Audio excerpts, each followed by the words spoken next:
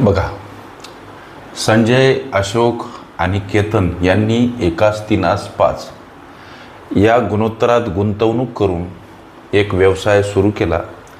4 महिन्यानंतर संजयने त्याची गुंतवणूक पूर्वीपेक्षा दुप्पट केली. अशोक तसेच केतन यांनी त्यांची गुंतवणूक पूर्वीपेक्षा अर्धी केली. तर वर्षाअखेरीस त्यांच्या नफ्याचं गुणोत्तर काय असेल? असा भागीदारी प्रमाण या घटकावर आधारित हा प्रश्न सोडवायचा कसा लेकरांनो? नफ्याचं गुणोत्तर काय हा जो प्रश्न विचारला,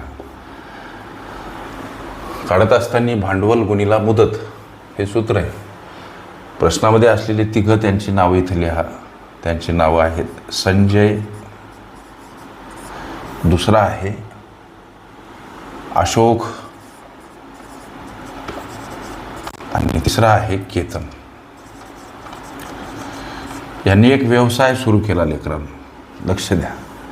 आणि व्यवसायामध्ये गुंतवलेलं भांडवल आहे एकास तिनास पाच, एकास तिनास आणि पाच असं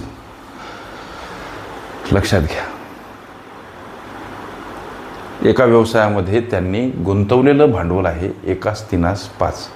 प्रत्येकाचं भांडवल किती काढण्यासाठी नेहमीप्रमाणे चलपद यक्स घ्या. आमचं उत्तर दशांश अपूर्णांकात जाऊ नये म्हणून इथं काय करा, 2 न गुणा म्हणजे सममूल्य अशा काही संख्या घ्या. 2 न गुणलं म्हणजे सममूल्य संख्या आहेत.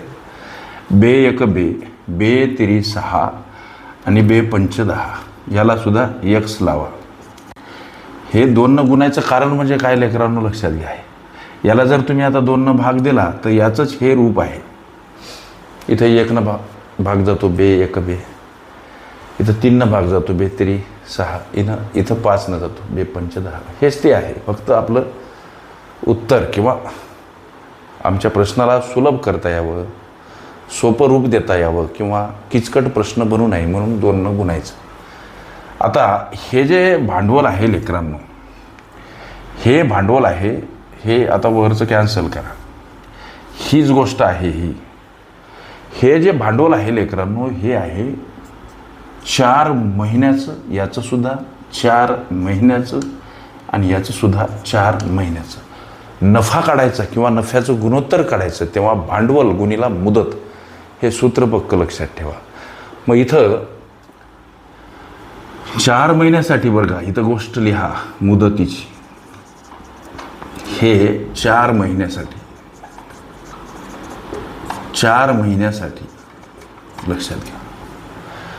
भांडवल आहे हे 2x संजयचं, 4 महिन्यासाठी भांडवल आहे हे अशोकचं, 4 महिन्यासाठी हे 10x भांडवल आहे केतनचं. आता 4 महिन्यानंतर झालेल्या घडामोडी, 4 महिन्यानंतर संजयने त्याची गुंतवणूक पूर्वीपेक्षा दुप्पट केली आणि 4 महिन्यानंतरच अशोक आणि केतन यांनी त्यांची गुंतवणूक पूर्वीपेक्षा अर्धी केली. संजयने गुंतवणूक दुप्पट केली म्हणजे 2xची दुप्पट 4x आणि अशोक केतन यांनी आपली गुंतवणूक निम्मी केली म्हणजे अर्धी केली. 6xची अर्धी 3x, 10xची अर्धी 5x. मात्र हे जे भांडवल आहे संजयनं दुप्पट केलेलं, अशोक आणि केतननं अर्ध केलेलं, निम्म केलेलं, हे जे भांडवल असेल लेकरांनो ते 8 महिन्यासाठी असेल. 8 महिन्यांसाठी लक्षात घ्या. म्हणून इथं गुणिला 8 घ्यायचं, इथं गुणिला 8 घ्यायचं, इथं गुणिला 8 घ्यायचं. लक्ष द्या, हा गुणाकार होईल लेकरांनो 8x, हा 24x, हा 40x. इथं हा गुणाकार 32x, हा 24x आणि हा 40x. आता या 8xची आणि या 32xची बेरीज किती येते हो? 40x येईल. इथं या 24xची आणि ह्या 24xची बेरीज किती येते हो? 48x येईल. इथं या 40x आणि या 40xची बेरीज 80x. त्यांचं आम्हाला नफ्याचं गुणोत्तर विचारलं म्हणून इथं लेकरांनो 40x संजयचं भांडवल गुणिला मुदत, 48x अशोकचं भांडवल गुणिला मुदत आणि 80x हे केतनचं भांडवल गुणिला मुदत. याला संक्षिप्त करा, 8 भाग द्या, 8 45, 8 सखम 48 आणि 8 10 80. लक्ष द्या, म्हणजे 5 6 10 हे असेल वर्षाअखेरीस त्यांच्या नफ्याचं गुणोत्तर. हे तुमच्या विचारल्या प्रश्नाचं उत्तर. ओके. भागीदारी प्रमाण ही माझी प्लेलिस्ट अवश्य बघा. त्यामध्ये विविध स्पर्धकांनी विविध अंगांनी विचारल्या संभाव्य अशा असंख्य प्रश्नांचा सराव तुम्हास करता येईल.